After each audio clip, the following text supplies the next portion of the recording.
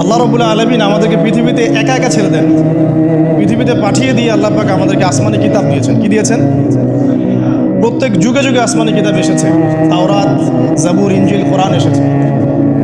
আগেকার আসমানি কিতাবগুলো কি এখন চলবে না চলবে না?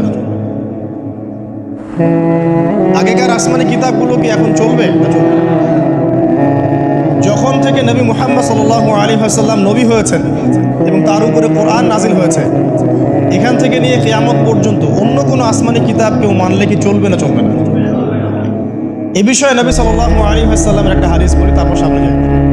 একদিন নবী সাল্লাল্লাহু আলাইহি ওয়াসাল্লামের সামনে ওমর রাদিয়াল্লাহু আনহু বসে আছেন। কে বসে আছেন? ওমর রাদিয়াল্লাহু আনহু নাম তো জানেন, ইসলামের দ্বিতীয় খলিফা। নবীজিকে বলছেন যে তাওরাতে কিছু সুন্দর কথা আছে ইয়া রাসূলুল্লাহ।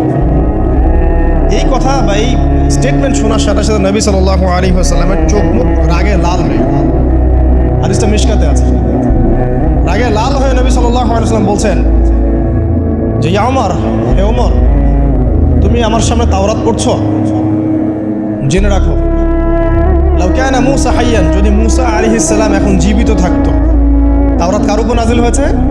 মূসা। তাওরাত পড়ছো আমার সামনে, তাওরাত যার উপর নাজিল হয়েছে সেই মূসা আলাইহিস সালাম যদি জীবিত থাকতো এখন, ফাত্তাবা'তুমুহু, আর তোমরা আমাকে বাদ দিয়ে তার অনুসরণ করতে, ওয়া তারাকতুমুনি, আমাকে ছেড়ে দিতে, লা দালালতুম আন সাওয়াইস সাবিল, তাহলে তোমরা অবশ্যই পথভ্রষ্ট হয়ে যাবে।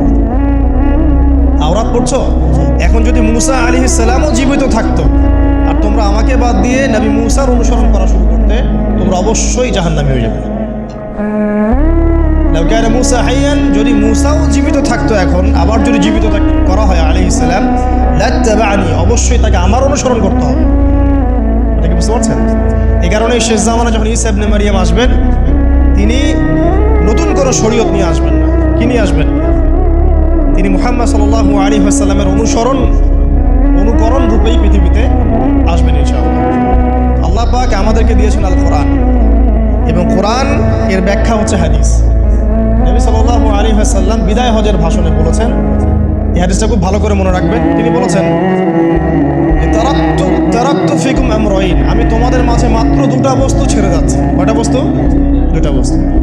লান তাদিল্লু মা তামাসসাকতুম বিহিমা, তোমরা কোশ্চিনকালেও পথভ্রষ্ট হবে না যতদিন পর্যন্ত এই দুটাকে আঁকড়ে ধরে থাকবে। ঠিক আছে? তোমরা কোশ্চিনকালেও পথভ্রষ্ট হবে না যতদিন পর্যন্ত এই দুটাকে তোমরা শক্ত করে আঁকড়ে ধরে থাকবে। অন্য হাদিসে আছে, দাঁতের মাড়ি দিয়ে কামড়ে থাকবে। সামনের দাঁত দিয়ে কিছু কামড়াতে গেলে কিন্তু টান দিলে ছিঁড়ে যাবে না? দাঁতের মাড়ি দিয়ে যদি শক্ত করে ধরেন, এত সহজে কিন্তু টান দিলে ছিঁড়বে না। এই জন্য নবী বলছেন সাল্লাল্লাহু আলাইহি ওয়াসাল্লাম, দাঁতের মাড়ি দিয়ে কামড়ে ধরে থাকবে কোরআনে বলছে। সেই দুটো বস্তু কি? নবী সাল্লাল্লাহু আলাইহি ওয়াসাল্লাম বলছেন, একটা হচ্ছে কিতাব আল্লাহ, আল্লাহ পাকের কিতাব, মানে কি? আল কোরআন। ওয়া সুন্নতি নবীহি, মানে নবীর সুন্নাত, অর্থাৎ হাদিস। কোরআন এবং সুন্নাহ মিলে ইসলাম। এই ইসলামটাই হচ্ছে আল্লাহ রাব্বুল আলামিনের মনোনীত সর্বশেষ দিন, সর্বশেষ টেস্টিমেন্ট। মানে আদম আলাইহিস সালামও তো মুসলিম ছিলেন, নূহ আলাইহিস সালামও মুসলিম ছিলেন, ঈসা আলাইহিস সালাম, মূসা আলাইহিস সালাম, ইব্রাহিম আলাইহিস সালাম, এই যে লক্ষ লক্ষ নবী রাসূল, তারা মুসলিম ছিলেন না? সবাই মুসলিম ছিলেন, কিন্তু সর্বশেষ যে বিধিবিধানগুলো আল্লাহর পক্ষ থেকে এসেছে সেটা কি? কোরআন এবং সুন্নাহ এবং ইসলামের এই নতুন রূপটা, সর্বস্বীকৃত সর্বনতুন যে রূপটা, এটা কিয়ামত পর্যন্ত থাকবে। তো ইসলাম চির প্রাচীন এবং চির নতুন, চির আধুনিক। আমরা কি বুঝাতে পারছি? এখন এই ইসলামটা কি পরিবর্তনযোগ্য? উত্তর না।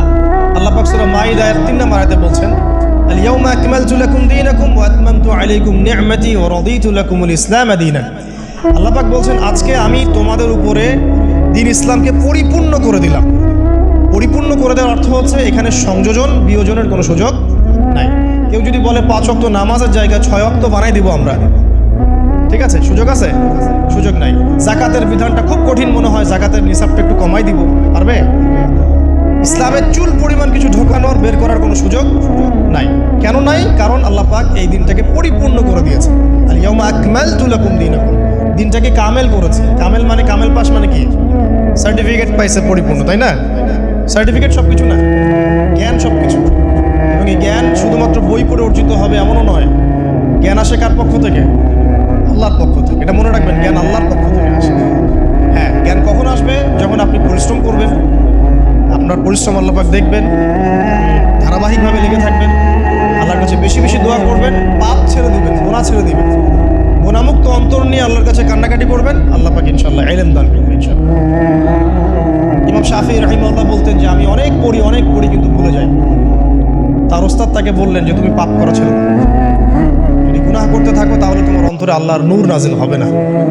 ঠিক আছে, গুনাহ মুক্ত অন্তর নিয়ে ইলম চর্চা করতে হয়। আল্লাহ পাক তৌফিক দান করুন।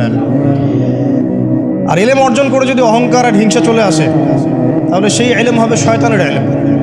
শয়তান প্রচণ্ড আলেম ছিল, কিন্তু ইবলিস কি ছিল? আলেম ছিল। সে কিন্তু আলেম আর আবেদ ছিল, সে ইলম অনেক অর্জন করেছিল এবং আল্লাহ পাকের প্রচুর ইবাদত করত, কিন্তু তারপরেও কেন সে জাহান্নামী হলো? কারণ একটাই, আবা ওয়াস্তাকবার, সে উদ্ধত হয়েছিল, অহংকার করেছিল। ইসলাম পরিপূর্ণ, এখানে সংযোজন বিয়োজনের কোনো সুযোগ নাই। এখন ইসলাম ছাড়া অন্য কোনো দিন মানলে কি হবে কিনা? আল্লাহ পাক সূরা আলী ইমরানের মধ্যেই বলছেন, ওয়ামাই ইয়াবতাগি গায়রাল ইসলামি দীনান ফালা ইউকবাল মিনহু। কেউ যদি ইসলাম ছাড়া, এই পরিপূর্ণ দিনটা ছাড়া অন্য কোনো জীবন ব্যবস্থা তালাশ করে, তার পক্ষ থেকে কশ্চিনকালেও কোনো আমল কবুল করা হবে না। কার কথা? আল্লাহ। একটা জায়গায় আমি ফোকাস করি যে দিন পালন করতে গিয়ে সবচেয়ে বড় চ্যালেঞ্জটা হচ্ছে, সেটা হচ্ছে আল্লাহকে পাওয়া। কি করা? যে আল্লাহর কাছ থেকে আমরা এসেছি, সেই আল্লাহকে দুনিয়াতে এবং আখিরাতে পাওয়া, এটাই চ্যালেঞ্জ। আল্লাহকে যে ব্যক্তি পেয়েছে সে দুনিয়ার সব পেয়ে গেছে। আল্লাহকে যে পায় নাই সে আসলে কিছুই পায় না, ইহকাল পরকালের কিছুই পায় না। আমরা আল্লাহকে পাবো কিভাবে? এটা বড় প্রশ্ন না? যে আল্লাহর কাছ থেকে, যে জান্নাত থেকে আমরা পৃথিবীতে চলে আসলাম, সেই জান্নাতে যেতে হলে তো আমাকে আল্লাহকে পেতে হবে। আল্লাহকে পেতে হলে আমার কি কি করণীয়? খুব শর্ট করে আমি কয়েকটা পয়েন্টস আপনাদেরকে শেয়ার করছি। 1 নাম্বার, আল্লাহকে পেতে হলে অবশ্যই তার নবী মুহাম্মদ সাল্লাল্লাহু আলাইহি ওয়াসাল্লামকে অনুসরণ করতে হবে। এছাড়া আল্লাহকে পাওয়ার দ্বিতীয় কোনো পথ নেই। আল্লাহকে পেতে হলে অবশ্যই তার নবী মুহাম্মদ সাল্লাল্লাহু আলাইহি ওয়াসাল্লামের আদর্শগুলো জীবনের প্রতিটা ক্ষেত্রে বাস্তবায়ন করতে হবে। চলাফেরা, ওঠা বসা, খাওয়া দাওয়া, ইস্তেঞ্জা করা, মুআমালাত, ব্যবসা বাণিজ্য, অর্থনীতি, সমাজ, রাষ্ট্র, সব ক্ষেত্রে আপনাকে মুহাম্মদ সাল্লাল্লাহু আলাইহি ওয়াসাল্লামের তরিকা, আদর্শটাকে ফলো করতে হবে। তাহলে আপনি আল্লাহকে পাবেন ইনশাআল্লাহ। যে ব্যক্তি আল্লাহকে পেয়েছে সে দুনিয়াও পেয়েছে, আখিরাতও পেয়েছে। যে আল্লাহকে পায় নাই, দুনিয়াও বরবাদ, আখিরাতও বরবাদ। 1 নাম্বার তাহলে কি কাজ? আল্লাহ পাকের সর্বশেষ নবী মুহাম্মদ সাল্লাল্লাহু আলাইহি ওয়াসাল্লামকে অনুসরণ করা, তার আদর্শ মেনে চলা। 1 নাম্বার। 2 নাম্বার হচ্ছে 5 ওয়াক্ত নামাজ। আল্লাহকে পেতে হলে নামাজ লাগবে। নামাজ নাই, আল্লাহ নাই। ওয়াস্তাঈনু বিস-সাবরি ওয়াস-সালাহ। তোমরা সবর এবং সালাতের মধ্য দিয়ে আল্লাহর সাহায্য প্রার্থনা করো। আমরা এই জন্য নামাজে বলি ইয়াকা না'বুদু ওয়া ইয়াকা নাস্তাঈন। আমরা শুধু আপনারই ইবাদত করি এবং আপনার কাছেই সাহায্য প্রার্থনা করি। আল্লাহকে পেতে হলে নামাজের কোনো বিকল্প নাই। যে ব্যক্তি নামাজ পড়ে না, আল্লাহর সাথে তার কোনো সম্পর্ক নেই, নো কানেকশন। আপনি যে কোনো কিছু চাচ্ছেন, সেজদায় পড়ে আল্লাহর সামনে আত্মসমর্পণ করেই চাইতে হবে। ওয়াসজুদ ওয়াক্তারিব, আল্লাহ কি বলেছেন? সেজদা করো, নিকটবর্তী হও। ব্যাখ্যা অনেক করা যায়। নামাজ না পড়লে কিন্তু মানুষ কুফরিতে লিপ্ত হয়। যে ব্যক্তি মান তারাকা সালাতান মুতাআম্মিদান ফাকাদ কাফারা, যে ব্যক্তি সালাতকে অস্বীকার করে, ফরজ নামাজকে অস্বীকার করে, সে ব্যক্তি কিন্তু কুফরিতে চলে যায়। ঠিক আছে। তারপরে বাইনা রাজুলি ওয়া বাইনা শিরকি ওয়াল কুফরি তারকুস সালাহ। একজন মুমিন বান্দা এবং অমুসলিমদের মধ্যে পার্থক্যই নামাজ। নামাজের বিষয়ে অনেক কথা আমি আগেও বলেছি, আপনারা শুনেছেন, অন্য আলেমদের কাছেও শুনেছেন। এক বাক্যে নামাজ না পড়লে ইসলামের রশিটা কেটে যাবে। মুআয বিন জাবালকে নবী সাল্লাল্লাহু আলাইহি ওয়াসাল্লাম বলেছেন যে যদি মান তারাকা সালাতান মুতাআম্মিদান, কেউ যদি সালাতকে ইচ্ছা করে ছেড়ে দেয়, ফাকাদ বারিআত মিন জিম্মাতিল্লাহ, সে ব্যক্তি আল্লাহর জিম্মেদারি থেকে মুক্ত হয়ে যাবে। তার উপর আল্লাহর কোনো জিম্মাদারি নাই, আল্লাহর নিরাপত্তা, জিম্মাদারি থেকে সে মুক্ত। তো 5 ওয়াক্ত নামাজ আল্লাহ পাক আমাদের সবাইকে জামাতের সাথে পড়ার তৌফিক দান করুন। এর পাশাপাশি নফল নামাজ বাড়িয়ে দেওয়ার তৌফিক দান করুন এবং স্পেশালি তাহাজ্জুদের নামাজ যদি পারেন, 2 রাকাত হলেও নিয়মিত তাহাজ্জুদের নামাজ পড়ার তৌফিক আল্লাহ পাক আমাদেরকে দান করুন। আর নামাজের বাহ্যিকতা নিয়ে এত বেশি ঝগড়ায় যাবেন না। এখন আমরা যত ঝগড়া নামাজের বাহ্যিকতা নিয়ে, হাত বাঁধা, রফুল ইয়াদাইন, আমিন আর পায়ে পা, এগুলো নিয়ে ঝগড়া শেষ আছে? নাই। ইসলামের বিরোধী শক্তিরা হাত ভেঙে ফেলার পায়তারা করে ফেলেছে অলরেডি। হাতই না থাকলে আপনি বাঁধবেন কোথায়? মনে করেন আপনার হাতই নাই, বাঁধবেন কি উপরে না নিচে? এই হাত তো ভেঙে ফেলার পায়তারা করা হয়েছে।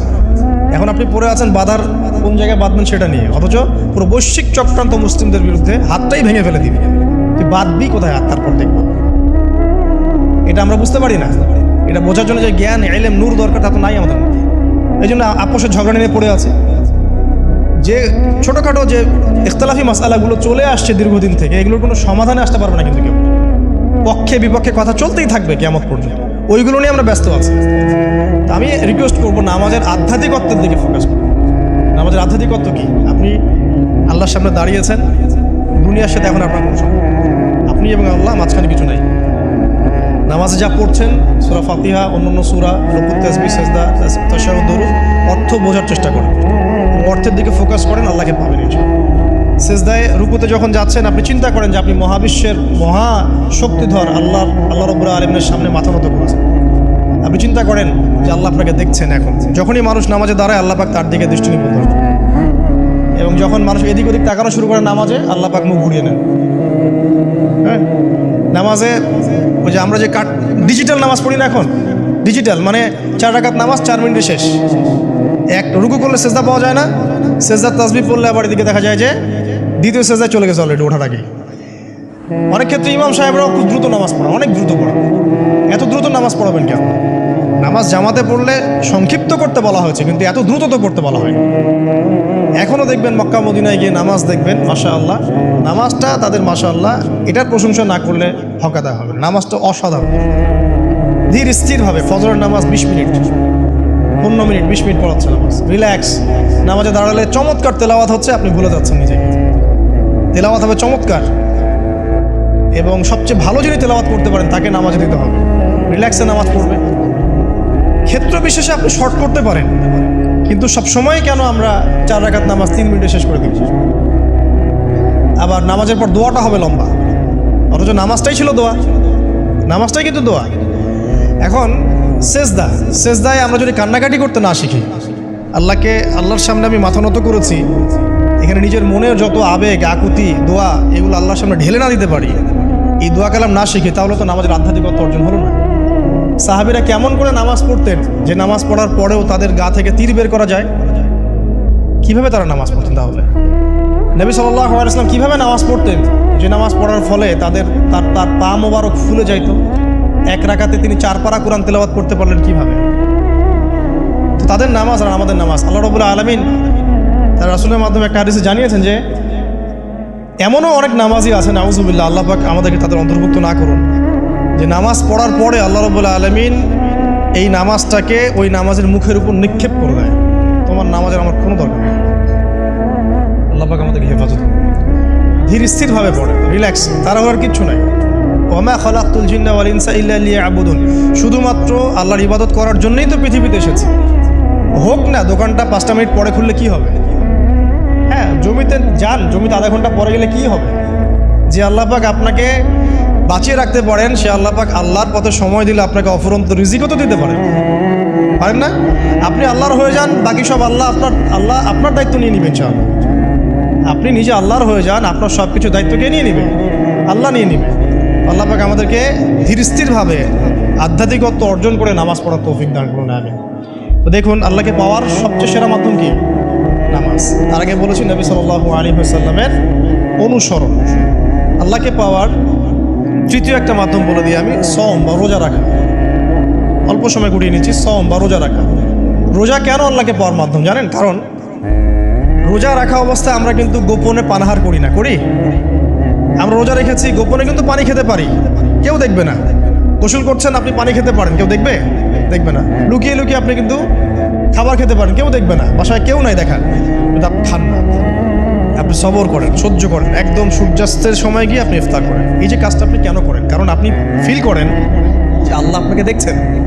কেউ আপনাকে দেখুক না দেখুক, আল্লাহ আপনাকে দেখছেন। এটাই হচ্ছে ইহসান, এটাই হচ্ছে আল্লাহ পাকের মারিফতকে উপলব্ধি করা। আল্লাহ রাসূল সাল্লাল্লাহু আলাইহি ওয়াসাল্লাম বলেছেন, ইহসান হচ্ছে আন তা'বুদাল্লাহা কাআন্নাকা তারা, তুমি এমনভাবে আল্লাহর ইবাদত করবে যেন তুমি আল্লাহকে দেখছো।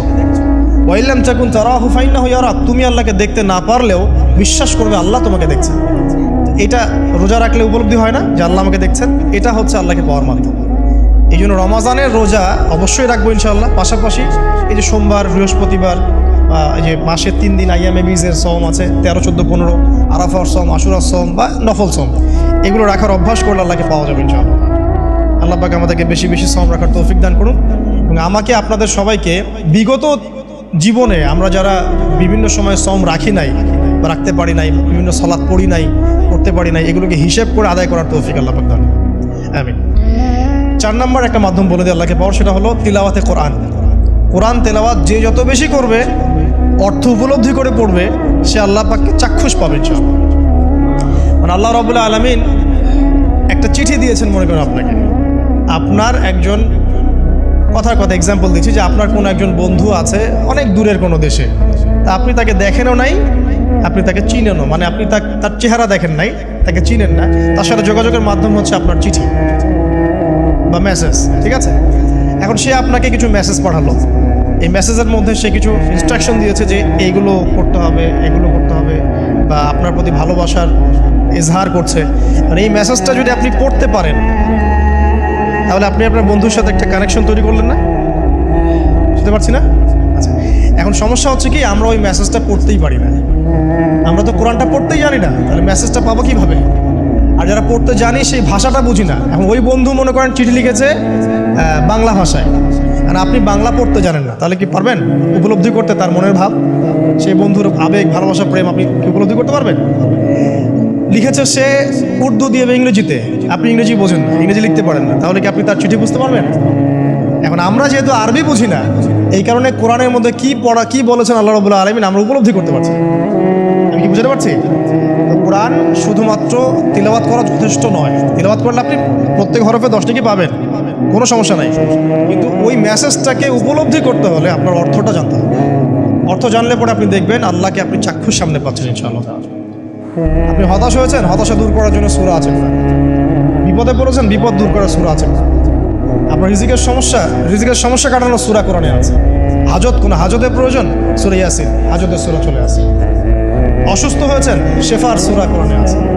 বা কাউকে জিন টোনা করা হয়েছে, বান টোনা করা হয়েছে, ওর শেফাও কোরআনে আছে। এমন কোনো বিষয় নাই যেটা আল্লাহ রাব্বুল আলামিন কোরআনের মধ্যে নাজিল করেন নাই। ব্যবসা করতে চান, কোরআন কথা বলবে, ঠিক আছে? আপনি সামাজিক বিষয়ে ডিল করতে চান, সূরা হুজুরাত কথা বলবে। আপনি ইতিহাস ভালোবাসেন, কোরআনে ইতিহাস দিয়ে ভর্তি করা আছে। আপনি কাব্য ভালোবাসেন, কবিতা পড়তে ভালোবাসেন, কোরআনের মধ্যে কবিতা দিয়েও ভর্তি আছে। আর রহমান আল্লামাল কোরআন খালাকাল ইনসান, এখানে ছন্দ আছে না? প্রত্যেকটা ছন্দ, ওয়ান নাজমি ইযা হাওয়া মা দাল্লা সাহিবুকুম ওয়া মা গাওয়া ওয়া মা ইয়ানতিকু আনিল হাওয়া, ছন্দ আছে না? আপনি উপন্যাস ভালোবাসেন, কোরআনে অনেক উপন্যাস আছে। যা চান তাই পাবেন। এক কথায় আপনি আল্লাহকে পাবেন কোরআনের মধ্য দিয়ে। কোরআনের সাথে যার সম্পর্ক যত বেশি, আল্লাহর মারেফত সে তত বেশি পাবে ইনশাআল্লাহ আযজা ওয়া জাল। 4টা বলেছি না? 5 নম্বর হচ্ছে হজ ওমরা করা। আল্লাহ পাক আমাদের সবাইকে বেশি বেশি করার তৌফিক দেয়। হজ এবং ওমরা এমন কিছু কাজ আছে যে কাজগুলো সরাসরি আপনার সাথে আল্লাহ পাকে কানেকশন করে। আরাফার মাঠে যাবেন, ওই মাঠে কি কিয়ামত হবে না? আল্লাহকে চিনতে পারবেন এখানেই।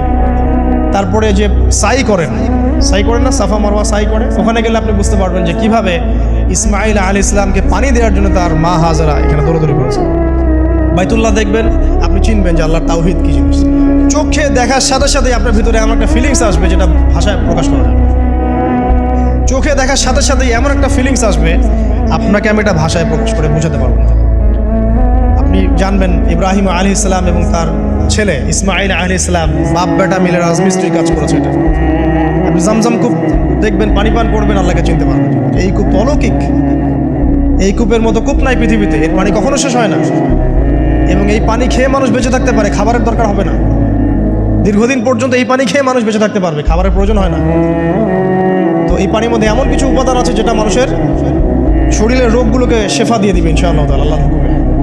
তো প্রত্যেকটা কাজে রাসূল সাল্লাল্লাহু আলাইহি ওয়াসাল্লাম শহরে গেছেন মদিনায়, ওই মদিনার বাতাসটা আপনাকে বলে দিবে যে এটা একটা অন্যরকম শহর, ঠিক আছে? রাসূল সাল্লাল্লাহু আলাইহি ওয়াসাল্লামের রওজায় যাবেন, সামনে দাঁড়াবেন, আপনি আল্লাহকে চিনতে পারবেন। আপনি আর পৃথিবীতে থাকবেন না, অন্য জগতে চলে যাবেন। ওই যে বাকিউল গারকাত আছে, সাহাবীদের কবরস্থান জান্নাতুল বাকি, ওখানে ঢুকবেন, আপনার কাছে মনে হবে যে পৃথিবীটা আসলে কিছুই না। পৃথিবীর সবচেয়ে সেরা মানুষগুলো এই মাটির নিচে শুয়ে আছে, ওখানে আপনাকে খুবই তুচ্ছ মনে হবে। এই যে মানে বিভিন্ন জায়গায় গিয়ে আল্লাহকে চিনতে পাওয়া, এটা সবচেয়ে ভালো হয় হজ এবং উমরাতে গিয়ে। আল্লাহ পাক আমাদেরকে তৌফিক এনায়েত করুন।